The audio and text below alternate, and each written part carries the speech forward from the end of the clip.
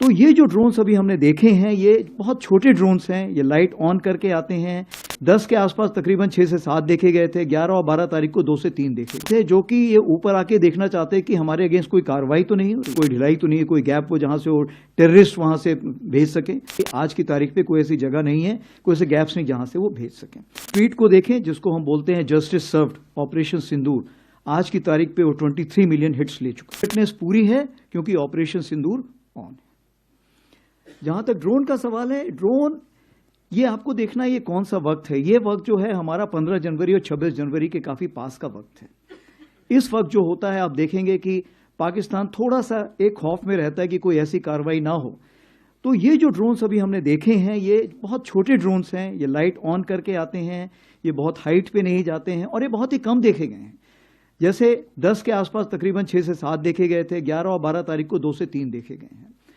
तो ये जो ड्रोन थे ये मैं समझता हूं कि डिफेंसिव ड्रोन थे, जो कि ये ऊपर आके देखना चाहते हैं कि हमारे अगेंस्ट कोई कार्रवाई तो नहीं हो रही है।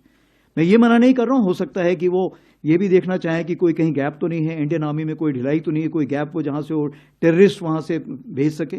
तो मेरे ख्याल से उनको उसका नेगेटिव जवाब ही मिला होगा। उन्होंने देखा होगा कि आज की तारीख पे कोई ऐसी जगह नहीं है, कोई ऐसे गैप्स नहीं जहां से वो भेज सकें। लेकिन ये जरूर है, आज जो हमारी डीजीएमओ स्टॉक हुई है उस स्टॉक में इसके बारे में जिक्र किया गया है और उनको बताया गया है कि ये हमें मंजूर नहीं है और कृपया करके इस पे लगाम लगाइए। ये उनको ये बता दिया गया है। आपने दूसरा सवाल पूछा है जो एक सब्जेक्ट इन इटसेल्फ है कि narrative management system. Narrative management system और कॉग्निटिव ये कितनी जरूरत है और समय की मांग है। सबसे पहले तो मैं ये बताना चाहूंगा ऑपरेशन सिंदूर जो है, ऑपरेशन सिंदूर से हमने बहुत लेसन सीखे, लेकिन हम उसके पहले भी बहुत तैयारी कर चुके थे।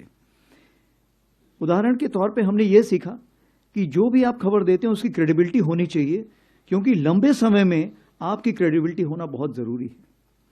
आप जो भी खबर देते हैं उसमें कंसिस्टेंसी होनी चाहिए। तीसरी चीज ये होनी चाहिए कि किसी भी नैरेटिव मैनेजमेंट डोमेन में या कॉग्निटिव डोमेन में वैक्यूम नहीं होना चाहिए। अगर वैक्यूम नहीं होगा तो नेगेटिव न्यूज बहुत फास्ट मूव करती है। चौथी चीज क्या है कि आप नेगेटिव न्यूज को कितना तूल देते हैं। आपने ये देखना है कि कितनी नेगेटिव न्यूज नहीं आई थी। उदाहरण के तौर पे मैं आपको बताना चाहता हूं कि जब से 22 अप्रैल के बाद से जितने भी हमारे ट्विटर हैंडल थे इंडियन आर्मी के, वो सारे ट्विटर हैंडल जो वेस्टर्न फ्रंट को फेस कर रहे थे वो बंद कर दिए गए थे, ताकि कोई ऐसा ना करे कि वेस्टर्न कमांड ने ये बोला है और जब तक हम वेस्टर्न कमांड से चेक करें तब तक वो न्यूज सब जगह जा चुकी है। तो जो सिंगल सोर्स ऑफ ट्रुथ था, वो सिंगल सोर्स ऑफ ट्रुथ हमने सिर्फ एडीजी स्ट्रैटकॉम रखा था। इसीलिए आप देखेंगे कि हम लोगों की क्रेडिबिलिटी बहुत हाई थी। दूसरी चीज ये है, हमने इन्फो ऑप्स ग्रुप्स और इन्फो ऑप्स डेस्क बनाए हुए हैं जो कोर हेडक्वार्टर तक पहुंच चुके हैं और ये जो है कार्रवाई करते हैं इस प्रकार की कि जहां भी कोई इंफॉर्मेशन है वो सही जगह से सही वक्त पर पहुंचे। सबसे बड़ी बात आती है साइकोलॉजिकल डिफेंस की।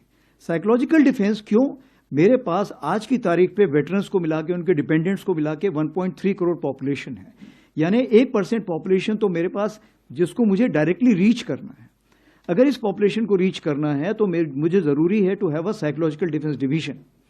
और इस चीज को मद्देनजर रखते हुए हमने ट्रायल बेसिस पे एक साइकोलॉजिकल डिफेंस डिवीजन बनाई जो कि 24/7 इसको मॉनिटर करती रहती है। क्यों? क्योंकि किसी भी देश में आप ये ऐसा नहीं है कि सिर्फ पाकिस्तान से उभर के चीजें आ रही हैं, हो सकता है टर्की से उभर के आए, हो सकता है और किसी और देश से भी उभर के आए। तो चूंकि उनके टाइमिंग्स अलग है इसलिए 24 घंटे इसको नजर रखनी पड़ती है और उस पर हम कार्रवाई करते हैं।